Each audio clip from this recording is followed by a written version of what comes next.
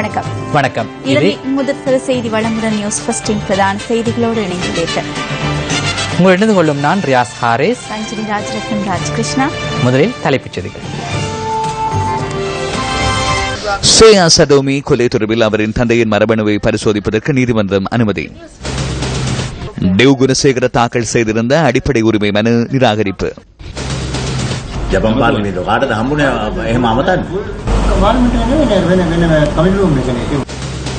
கொழும்பு மாவட்டத்துக்கான வாக்குகளை மீள எண்ணுமாறு ரோசி சேனாநாயக்க தாக்கல் செய்த மனு விசாரணை. முப்படையினருக்கு விசேட சேவை விபூஷண பதக்கம் வழங்கும் நிகழ்வு இன்று ஜனாதிபதி மைத்ரிபால சிறிசேன தலைமையில் நடைபெற்றது.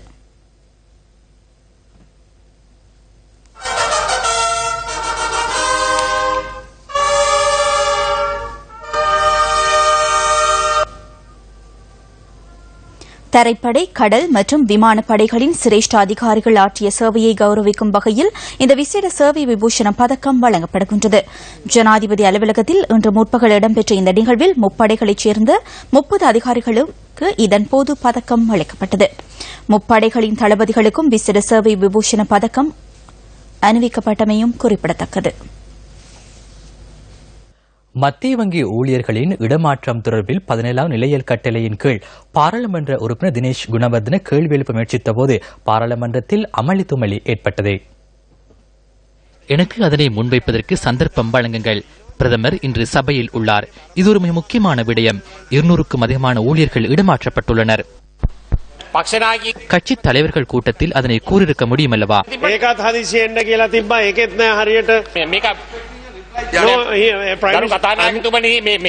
உண்மையில் அது பாராளுமன்ற நடைமுறைக்கு முரணானது. அதனை நான் அவருக்கு எடுத்து கூறியுள்ளேன். நிதி நிர்வாகம் தொடர்பில் ஏற்பட்டுள்ள பிரச்சினை குறித்து இந்த பாராளுமன்றத்தில் கேட்பதற்கு சந்தர்ப்பம் வழங்காவிடின் அத்துடன் நிதி கொடுக்கல் வாங்கலுடன் தொடர்புடைய சாட்சியம் வழங்க முடியுமான அதிகாரிகளை இடம் மாற்றுவதாயின் அதனை கேட்பதற்கு இந்த பாராளுமன்றத்தில் சந்தர்ப்பம் வழங்க வேண்டும்.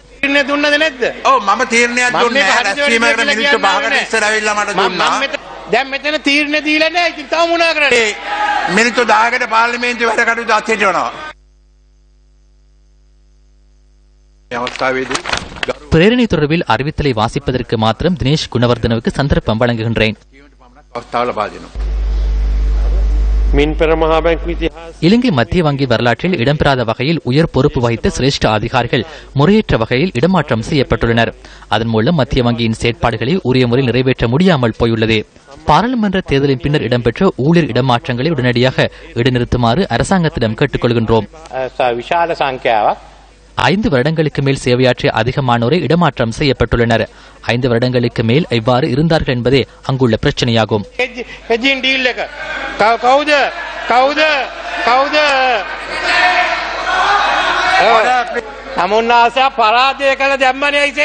ඔය පිනෙන් ආවෙක මේ පිනෙන් ආවේ මිනිස්සු මෙතන ඉන්නේ.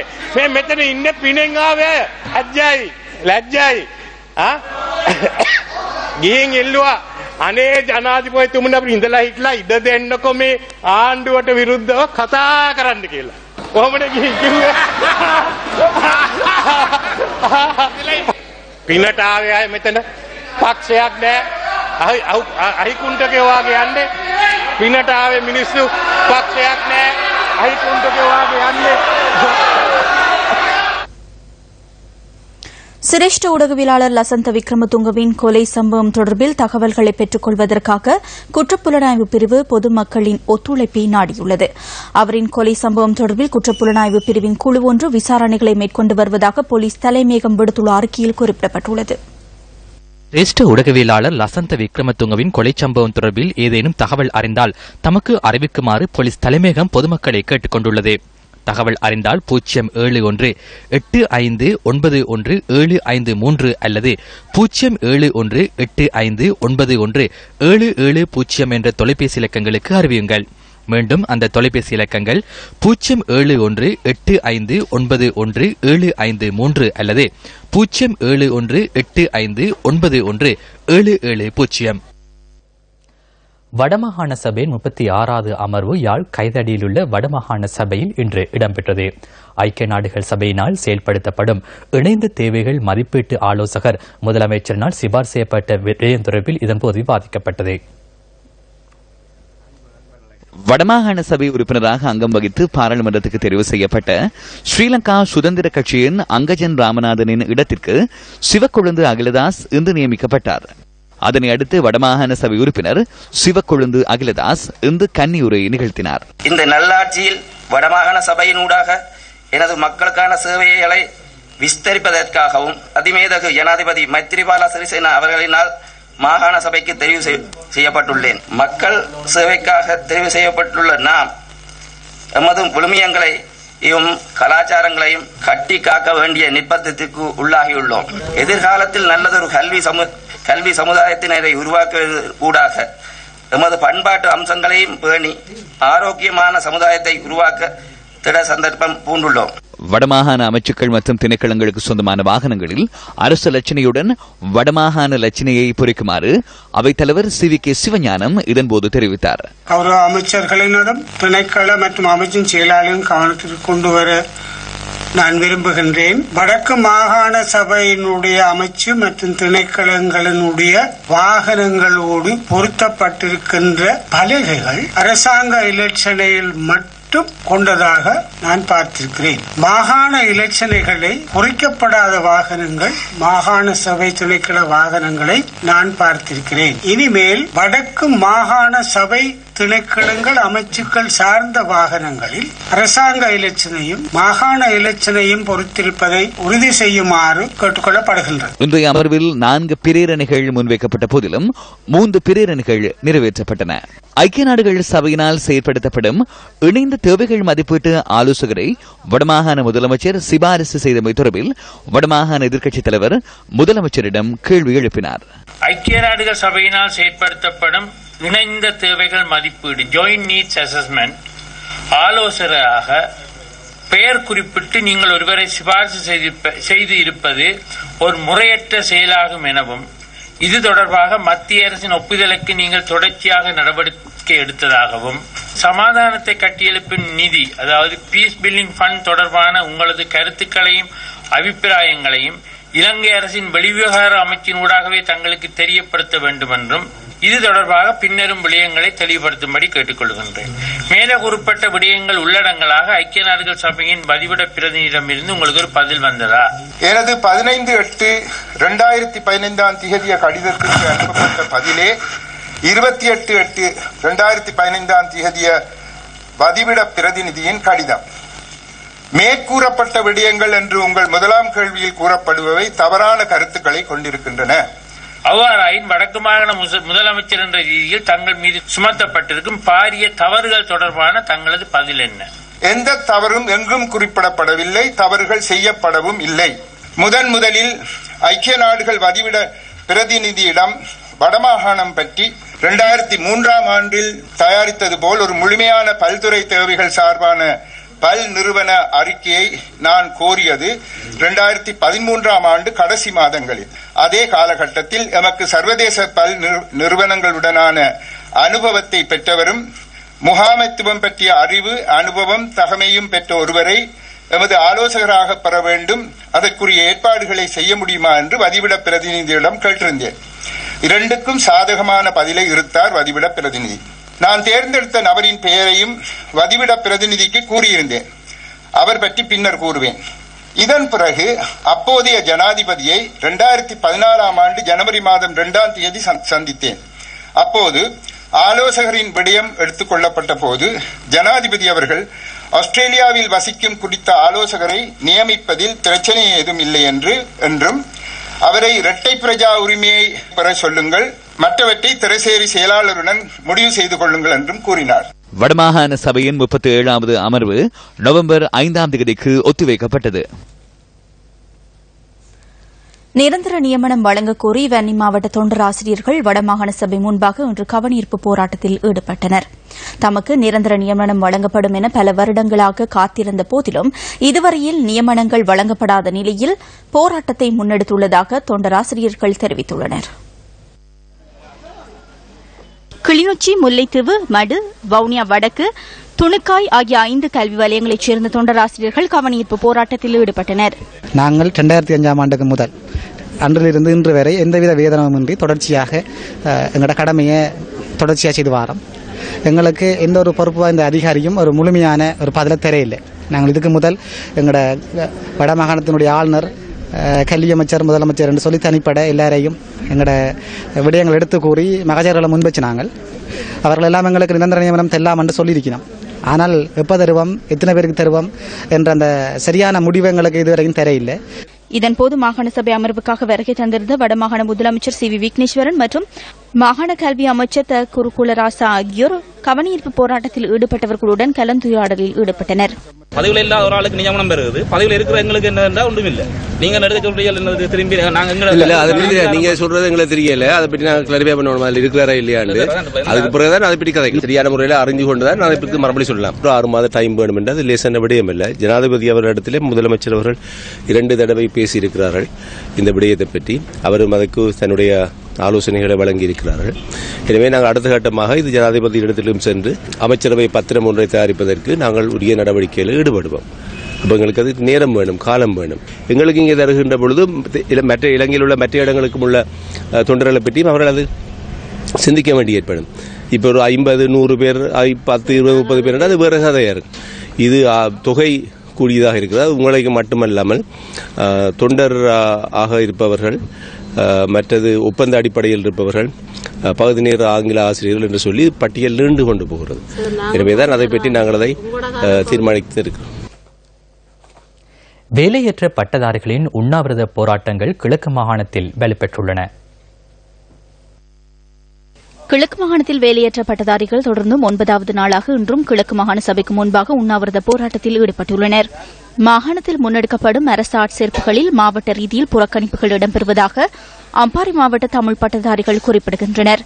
கடந்த 2010ஆம் ஆண்டு முதல் தமக்கு நியமனங்கள் வழங்காமல் புறக்கணிக்கப்படுவதாக அவர்கள் தெரிவித்தனர். அம்பாறை மாவட்ட தமிழ் பட்டதாரிகளாகிய நாங்கள் இன்று 9வது நாளாக இந்த சுழற்சி முறையான உண்ணாவிரதத்தை தொடர்ந்து கொண்டிருக்கிறோம். எந்த அரசியல்வாதிகளும் எங்களை பாராமுகமாகத்தான் இதுவரைக்கும் நடந்து கொள்றாங்க. டிஓ மார்க்ஸ் எடுத்த தமிழ் பட்டதாரிகள் மிகவும் கடுமையாக புறக்கணிக்கப்பட்டிருக்கிறாங்க. இந்த விஷயத்தில் எல்லா அரசியல்வாதிகளும், தமிழ் அரசியல்வாதிகளில் எல்லா அரசியல்வாதிகளும் இதில் தலையிட்டு எங்களுக்கு ஒரு சரியான தீர்வை எடுத்து தருமாறு தயவு செய்து எல்லா பட்டதாரிகள் சார்பிலையும் நான் கேட்டுக்கொள்கிறேன். தமக்கு சிறந்த தீர்வு கிடைக்கும் வரை உண்ணாவிரதத்தை தொடர்ந்து முன்னெடுப்பதாக கிழக்கு மாகாண வேலையற்ற பட்டதாரிகள் சுட்டிக்காட்டுகின்றனர். இதேவேளை மட்டக்களப்பு மாவட்டத்தில் உள்ள வேலையில்லா பட்டதாரிகளும் 2வது நாளாக காலவரையற்ற உண்ணாவிரத போராட்டத்தில் இன்று ஈடுபட்டுள்ளனர். தமது கோரிக்கைகள் கவனத்தில் கொள்ளப்படவில்லை என தெரிவித்து மட்டக்களப்பு காந்தி பூங்காவில் இந்த உண்ணாவிரத போராட்டத்தை பட்டதாரிகள் முன்னெடுத்து வருகின்றனர். வேலைவாய்ப்பினை வழங்குமாறும் தமது பிரச்சினைகளுக்கு தீர்வு வழங்குமாறும் பல்வேறு தரப்பினரிடம் கோரிக்கைகளை விடுத்த போதிலும் அவை கவனத்தில் கொள்ளப்படவில்லை என பட்டதாரிகள் குறிப்பிடுகின்றனர். முன்னாள் பாராளுமன்ற உறுப்பினர் ஜோசப் பரராஜசிங்கத்தின் கொலை தொடர்பில் 2 சந்தேக நபர்கள் கைது செய்யப்பட்டுள்ளனர். சம்பவம் தொடர்பில் முன்னெடுக்கப்பட்ட விசாரணைகளை அடுத்து நேற்று முன்தினம் 2 சந்தேக நபர்களும் கைது செய்யப்பட்டதாக போலீஸ் ஊடக பேச்சாளர் உதவி போலீஸ் அத்தியட்சகர் ருவான் குணசேகர தெரிவித்துள்ளார். 2005ஆம் ஆண்டு டிசம்பர் மாதம் 25ஆம் தேதி மட்டக்களப்பில் உள்ள தேவாலயம் ஒன்றினுள் ஜோசப் பரராஜசிங்கம் சுட்டுக் கொல்லப்பட்டார். சிறுமி சேயா சதோமியின் கொலை தொடர்பில் அவரது தந்தையை மரபணு பரிசோதனைக்கு உட்படுத்துமாறு மினுவாங்குடை நீதவான் நீதிமன்றம் இன்று உத்தரவு பிறப்பித்துள்ளது. குற்றப்புலனாய்வு திணைக்களம் விடுத்த வேண்டுகோளுக்கு அமையவே இந்த உத்தரவு பிறப்பிக்கப்பட்டுள்ளதாக குற்றப்புலனாய்வு திணைக்களம் தெரிவித்துள்ளது. சிறுமி சேயா சதோமியின் தந்தையிடம் மினுவாங்குடை நீதவான் வினவிய போது அவரும் அதற்கு சம்மதம் தெரிவித்துள்ளார். இதேவேளை இந்த கொலை தொடர்பில் கைது செய்யப்பட்டு விடுதலை செய்யப்பட்ட பாடசாலை மாணவன் மற்றும் மற்றைய நபரிடம் மனிதுரிமை மீறப்பட்டுள்ளதாக தெரிவித்து மனிதுரிமை ஆணைக்குழுவில் முன்வைக்கப்பட்ட முறைப்பாடு இன்று விசாரணைக்கு எடுத்துக் கொள்ளப்பட்டது.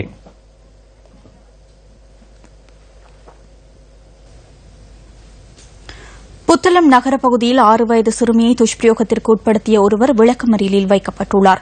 புத்தளம் நகரில் உள்ள பிரபல பாடசாலை ஒன்றில் கல்வி கற்கும் குறித்த சிறுமியை வழமையாக பாடசாலைக்கு முச்சக்கர வண்டியில் ஏற்றிச் செல்லும் சாரதியே சம்பவம் தொடர்பில் கைது செய்யப்பட்டுள்ளார்.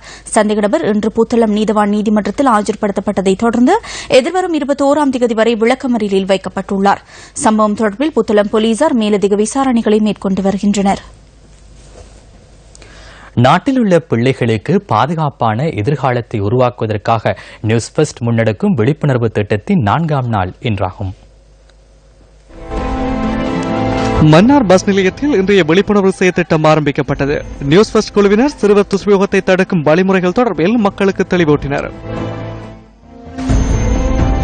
இதன்போது துண்டு பிரசுரங்கள் மற்றும் ஸ்டிக்கர்கள் விநியோகிக்கப்பட்டன. அதனையடுத்து உதயநகர், பேசாலை ஆகிய பகுதிகளில் மக்கள் விழிப்புணர்வு நடவடிக்கை முன்னெடுக்கப்பட்டது. இதேவேளை பேசாலை செயின்ட் மேரிஸ் கல்லூரி ஆசிரியர்களும் தெளிவூட்டப்பட்டனர். இன்று நீங்க இங்க வந்து உங்களுடைய தேசிய கொள்கைக்கிணங்க இந்த விழிப்புணர்வு செயல்பாட்டை முன்னெடுத்ததையிட்டு நாங்கள் மகிழ்ச்சி அடைவதோடு தொடர்ந்தும் இந்த செயல் திட்டங்கள் அனைத்து இடங்களிலும் சிறுவர் தொடங்கி இளையவர், முதியவர் அனைத்து மக்களுக்கும் சென்றடைந்து இந்த சிறுவர் பாதுகாப்பு தொடர்பான கருத்து உணர்வுகள் அவர்கள் மனதிலே ஆழமாக பதிந்து எதிர்கால நல்ல சமுதாயத்தை உருவாக்க வழிவகுக்கும் என்பதை நாங்கள் மகிழ்ச்சியோடு உங்களுக்கு கூறிக்கொள்கிறோம். முருங்கன் பகுதியில் வீடு வீடாக சென்று விழிப்புணர்வு நடவடிக்கையினை நியூஸ் ஃபர்ஸ்ட் குழுவினர் முன்னெடுத்தனர்.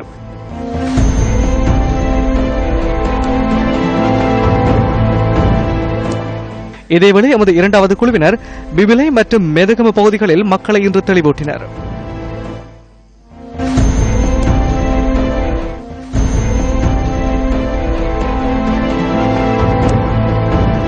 இதனைத் தொடர்ந்து மொனராகலை மற்றும் மகியங்கனைக்கும் சென்று எமது குழுவினர் நாட்டில் உள்ள பிள்ளைகளுக்கு பாதுகாப்பான எதிர்காலத்தை உருவாக்குவதற்கான தெளிவூட்டல்களை வழங்கினர்.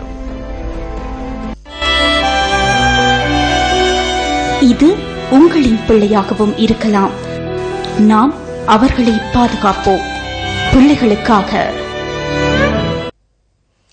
இலங்கையில் கன்னிவெடி அகற்றும் பணிகளுக்காக அமெரிக்கா அரசாங்கம் 1.7 மில்லியன் அமெரிக்க டாலர் நிதியுதவியை வழங்கியுள்ளது. இலங்கை மற்றும் மாலைத்தீவுகளுக்கான அமெரிக்க தூதுவர் அதுல் கேஷப் மீள்குடியேற்ற அமைச்சர் DM சுவாமிநாதனிடம் இந்த நிதியை இன்று வழங்கியுள்ளார். அமெரிக்காவின் மூலமாக இலங்கையிலே பொருளாதார ரீதியிலும் வடமாகாணம், கீழ்மாகாணம் போன்ற பகுதிகளே செய்ய வேண்டிய முக்கியமான கடமைகளுக்கு அவர்கள் உதவியும் அளிப்பார்கள் என்று அதுக்கு ஏற்ற விதத்திலே 1.75 மில்லியன் பெறுமதியான பணத்தை கொடுத்திருக்கின்றார்கள். அமெரிக்கன் டாலர்ஸ் கொடுத்திருக்கின்றார்கள் கன்னி வடி அகற்றுவதற்காக. அதன் முதற்கட்டமாக அவர்கள் இந்த பணத்தை இன்று கொடுத்திருக்கின்றார்கள். அது எங்களுக்கு பெரும் உதவியாயிருக்கும். ஏனென்றால் இன்னும் 4 வருடங்களிலே யாழ்ப்பாண நகரிலே இந்த கன்னி வெடிப்பெல்லாம் எடுத்து அகற்றி மக்களுக்கு விவசாயம் செய்வதற்கு முடியுமான தருணத்தை நாங்கள் அளிக்க வேண்டும். ஜெனீவா தீர்மானம் தொடர்பில் இன்று இடம்பெற்ற அமைச்சரவை தீர்மானங்களை அறிவிக்கும் ஊடக சந்திப்பில் கேள்வி எழுப்பப்பட்டது. ஜனாதிபதி மஹிந்த ராஜபக்சவின் காலப்பகுதியில் அவர்கள் சர்வதேச குழுவையே கோரினர். அதாவது சர்வதேச சட்டத்தின் கீழ் இடம்பெற வேண்டும் என்று கூறப்பட்டது. ஆனால் தற்போது அவர்கள் இலங்கை நீதிமன்ற பொறிமுறைக்குள் செயற்படுத்த இணக்கம் தெரிவித்துள்ளனர். அதில் அவர்கள் கலந்து கொள்வது மாத்திரமே. கண்காணிப்பாளர்களாக இருக்க முடியும், தொழில்நுட்ப ஒத்துழைப்புகளை வழங்க முடியும். ஆனால் இதில் 20வது பிரிவில் மிகவும் தெளிவாக உள்ளது. இலங்கை அரசாங்கத்துடன் கலந்துரையாடி இணக்கப்பாடு ஏற்பட்ட பின்னர் மேல் குறிப்பிட்ட விடயத்தை நடைமுறைப்படுத்த தேவையான ஆலோசனை மற்றும் தொழில்நுட்ப ஒத்துழைப்புகளை வழங்க இணக்கம் தெரிவித்துள்ளனர். அதாவது 19 பிரேரணைகளும் இலங்கை அரசாங்கத்துடன் கலந்துரையாடிய பின்னரே இடம்பெறும். எனவே அது குறித்து நாமே தீர்மானிப்போம். பிரதமரின் ஜப்பான் விஜயம் தொடர்பிலும் இதன்போது கேள்வி எழுப்பப்பட்டது. ஜப்பான் பாராளுமன்றத்தில் உரை நிகழ்த்த யாருக்கு சந்தர்ப்பம் கிடைத்தது? அது பாராளுமன்றம் அல்ல, வேறொரு குழு அமர்வில்லை. ஆனால் ஒரே விடயம் இடம்பெற்றது. பாராளுமன்றம் என்றால் சபாநாயகர் இருக்க வேண்டும். அவரும் முன்னாசனத்தில் இருந்திருக்க முடியும். வேறொரு அறையில் தான் இடம்பெற்றது.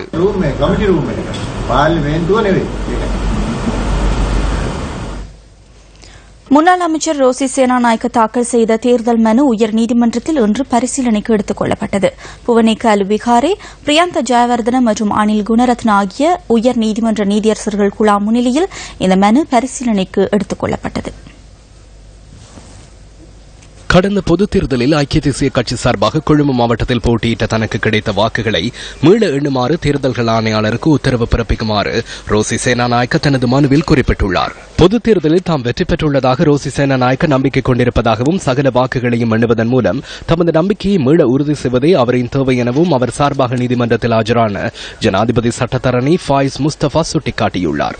அந்த மனு தொடர்பான அறிவித்தலை ஏற்றுக்கொள்வதாக தேர்தல்கள் ஆணையாளர் சார்பாக பிரசன்னமாக்கிய சொலிசிட்டர் நாயகம் நெரின் புல்லை கூறினார். மனுவில் குறிப்பிடப்பட்டுள்ள இணைய பிரதிவாதிகளும் எதிர்வரும் 30ஆம் தேதி நீதிமன்றத்தில் ஆஜராக வேண்டும் என அறிவித்தல் விடுக்கப்பட்டுள்ளது. எனக்கு வாக்களித்த மற்றும் என் மீது பாரிய எதிர்பார்ப்புகளை வைத்துள்ள மக்களின் வேண்டுகோளுக்கு அமைய மீள வாக்குகளை எண்ணுவதற்கு கோரியுள்ளேன். மனிதர்கள் என்ற வகையில் தொடர்ந்து 36 மணித்தியாலங்கள் அரசு ஊழியர்கள் உறக்கமின்றி சேவையாற்றிய சந்தர்ப்பத்தில் சில தவறுகள் ஏற்பட்டிருக்கலாம். அவ்வாறு இடம்பெற்றிருக்குமா என்ற ஒரு உணர்வும் காணப்படுகின்றது.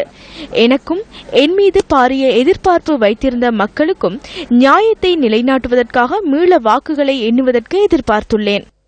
கிளிநொச்சி இணைமடு சந்திக்கு அருகில் 2010ஆம் ஆண்டு அடிக்கல் நாட்டப்பட்ட எண்ணெய் உற்பத்தி தொழிற்சாலை நிர்மாணப் பணிகள் இதுவரை நிறைவேறவில்லை. எனவே அந்த தொழிற்சாலையை விரைவில் நிர்மாணித்து தமக்கு தொழில் வாய்ப்புகளை பெற்றுத் தருமாறு அப்பகுதி மக்கள் கோரிக்கை விடுக்கின்றனர்.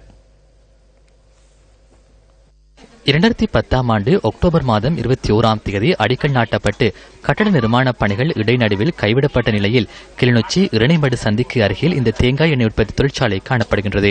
மக்களின் தெங்கு உற்பத்தியை ஊக்குவிக்கும் நோக்குடனும் மாவட்டத்தில் தொழில் வாய்ப்புகளை மேம்படுத்தும் நோக்கிலும் வடக்கின் வசந்தம் திட்டத்தின் கீழ் இந்த தொழிற்சாலைக்கான அடிக்கல் நாட்டப்பட்டது. எனினும் இன்று அதன் நிர்மாணப் பணிகள் இடைநடுவே கைவிடப்பட்ட நிலையில் பற்றைக்காடாக காணப்படுகின்றது. மஹிந்த ராஜபக்ச அரசாங்கம் இருக்கும்போது நாமல் ராஜபக்சவினால் அடிக்கல் நாட்டப்பட்டு இன்று 10 காடாகவும் ஒருதரும் கேட்பாரற்ற நிலையில் இருக்கின்றது. இந்த ஊர் மக்களுக்கு உதவி செய்யும்படி மிகவும் பணிவன்புடன் கேட்டுக்கொள்கிறேன். பசில் ராஜபக்ச அவர்கள் ஒரு 5 வருஷத்துக்கு முன்ன வேண்ட ஆட்சி காலத்தில் இந்த அடிக்கல் நாட்டினவே அது இப்ப காடு மேடு ஒரே பத்தியலாகவும் கிடக்குது. அதே ஒரு நீங்கள் இப்ப இருக்கிற அரசாங்கம் அதை நிவர்த்தி செய்து இங்க உள்ள மக்கள் வேலை வெட்டி இல்லாம இருக்கணும். அமைச்சர்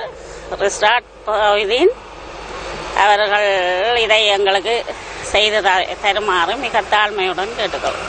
அது இன்னமும் பத்த வளர்ந்து காடா கிடக்குது. அதை செய்து தந்தால் எங்களை போல விதவிய பெண்கள் அதை நிவர்த்தி செய்து வேலை வாய்ப்பு செய்வினம். சம்பந்தப்பட்ட அமைச்சர் மேல் இதுக்கு கவனத்தை கொண்டு இதை செய்து தருமாறு மிக தாழ்மையுடன் கேட்டுக்கொள்கிறேன். ஏனெனில் என்னை போல வேலை வாய்ப்பு நிறைய இல்லாமலுக்கு பெண்கள் மிகவும் கஷ்டத்தின் நிமித்தம் வாழ்ந்து கொண்டிருக்கின்றார்கள். புதிய அரசாங்கமாவது இந்த தொழிற்சாலையை நிர்மாணித்து தமக்கு வேலை வாய்ப்புகளை பெற்றுத்தர வேண்டும் என்பதே இந்த பகுதி மக்களின் கோரிக்கையாகும். தமிழ் மொழி மூலம் 5ஆம் தர புலமை பரிசில் பரீட்சைக்கு தோற்றிய மட்டக்களப்பு மாவட்டத்தைச் சேர்ந்த மாணவி ப. தக்ஷினியா 193 புள்ளிகளை பெற்றுள்ளார்.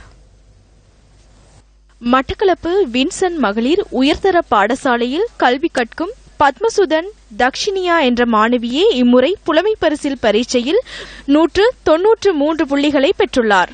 நான் புலமை பரிசில் பரீட்சையில் 193 புள்ளிகளை பெற்று சித்தியடைந்ததனால் மிகவும் மகிழ்ச்சி அடைகிறேன். இதற்கு காரணமானவர்கள் எனக்கு கற்பித்த ஆசிரியர்களும் எனது பெற்றோர்களும் ஆவார்கள். அவர்களுக்கு நான் நன்றியை தெரிவிக்கின்றேன். நான் மிகவும் நன்றாக கற்று ஒரு வைத்தியராக விரும்புகின்றேன். மாணவர்களின் ஊடக அறிவை மேம்படுத்தும் நோக்கில் நியூஸ் ஃபெஸ்ட் நடாத்தும் பயிற்சி பட்டறையின் 200வது கட்டம் இன்று அனுராதபுரத்தில் நடைபெற்றது. பல பாடசாலைகள் மட்டத்தில் மிகவும் வெற்றிகரமாக முன்னெடுக்கப்பட்ட நியூஸ் ஃபெஸ்டின் ஊடக செயலமர்வு மாணவர்களின் தொடர்பாடல் மற்றும் தலைமைத்துவத்தை மேம்படுத்தும் நோக்கில் நியூஸ் ஃபெஸ்டின் கிளாஸ் ரூம் செயலமர்வு முன்னெடுக்கப்பட்டது. கிராமங்கள் மற்றும் நகரங்கள் தோறும் நியூஸ் ஃபெஸ்டின் கிளாஸ் ரூம் செயலமர்வு நவீன தொழில்நுட்பங்களை கொண்டு முன்னெடுக்கப்பட்டது. செய்தியறையின் செயற்பாடுகள் தொடர்பில் மாணவர்களுக்கு செயற்பாட்டு ரீதியாக தெளிவூட்டப்பட்டது. வித்தியாலயத்தில் இடம்பெற்ற இன்றைய செயலமர்வில் பல பாடசாலைகளின் மாணவ மாணவிகளும் கலந்து இருந்தனர். இதன்போது செயற்பாட்டு ரீதியாக பல பயிற்சிகள் முன்னெடுக்கப்பட்டதுடன் YFM அலைவரிசைக்கான குரல் தேர்வும் இடம்பெற்றது. இதன்போது தெரிவு செய்யப்படும் 10 மாணவர்களுக்கு YFMல் விசேட பயிற்சியிலும் கலந்து கொள்ளக்கூடிய சந்தர்ப்பம் கிடைத்துள்ளது. நியூஸ் ஃபெஸ்டின் கிளாஸ் ரூம் செயலமர்வின் 200 கட்டத்தை முன்னிட்டு நாளை அனுராதபுரத்தில் விசேட நிகழ்வுகள் இடம்பெறவுள்ளன. தேசிய பட்டியலில் பாராளுமன்றத்திற்கு நியமிக்கப்படாமைக்கு எதிராக இலங்கை கம்யூனிஸ்ட் கட்சியின் பிரதம செயலாளர் டி. குணசேகர உயர் நீதிமன்றத்தில் தாக்கல் செய்திருந்த அடிப்படை உரிமை மனு இன்று நிராகரிக்கப்பட்டுள்ளது. யாழ்ப்பாணம் பருத்தித்துறை பிரதேசத்தில் உள்ள சட்டத்தரணி ஒருவரது வீட்டின் மீது தாக்குதல் நடத்தப்பட்ட சம்பவத்தை கண்டித்து சட்டத்தரணிகள் இன்று பணி பகிஷ்கரிப்பில் ஈடுபட்டுள்ளனர். யாழ் மாவட்டத்தில் உள்ள 5 நீதிமன்றங்களைச் சேர்ந்த சட்டத்தரணிகளால் இந்த பணி புறக்கணிப்பு முன்னெடுக்கப்பட்டது. பருத்தித்துறை கற்கோவளன் பகுதியில் 2 தரப்பினர் கைகலப்பில் ஈடுபட்டதுடன் அவர்களில் ஒரு சாரர் சட்டத்தரணியின் வீட்டிற்குள் நுழைந்து வீட்டில் உள்ளவர்களை அச்சுறுத்தியதாக போலீஸ் நிலையத்தில் முறைப்பாடு பதிவு செய்யப்பட்டுள்ளது. இந்த சம்பவத்தில் அகில இலங்கை பாடசாலை விளையாட்டுப் போட்டி இன்று தியகம மஹிந்த ராஜபக்ச மைதானத்தில் ஆரம்பிக்கப்பட்டது. இது தொடர்பிலான விரிவான தகவல்களை எமது அடுத்த பிரதான செய்தியில் எதிர்பாருங்கள். இத்துடன் நியூஸ் 15 இரவு 8 மணி பிரதான செய்திகள் நிறைவடைந்தன.